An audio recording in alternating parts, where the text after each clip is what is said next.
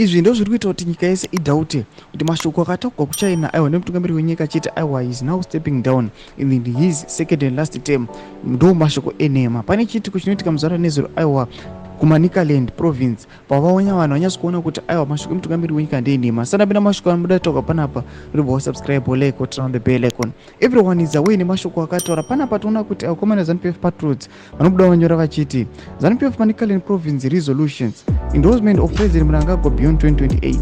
The meeting and mostly endorsed President Mnangagwa to remain in office beyond 2028, highlighting that his leadership is critical for ensuring national stability, continued infrastructural development, economic growth, and international engagement. His leadership is seen as key to achieving the goals outlined in the Vision 2030.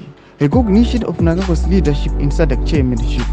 The province congratulated the President Mnangagwa for his recent appointment as the chairperson of the Southern African Development Community SADC during the 44th summit hosted in Zimbabwe. The meeting emphasized the importance of his role in regional leadership. Legislators and councillors to undergo ideological orientation. Panapa ndo 3 aspects atinoona vakomana avari kuti mutungamiri wenyika mazuru beyond 2028.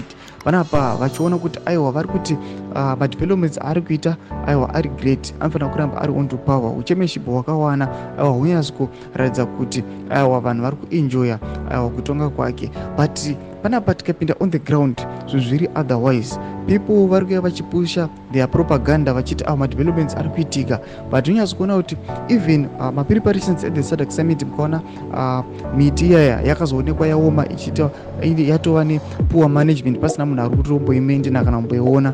Mukatarisa aiwa marural areas kana kuti mumacities aiwa hamuna kana magetsi. People they are suffering.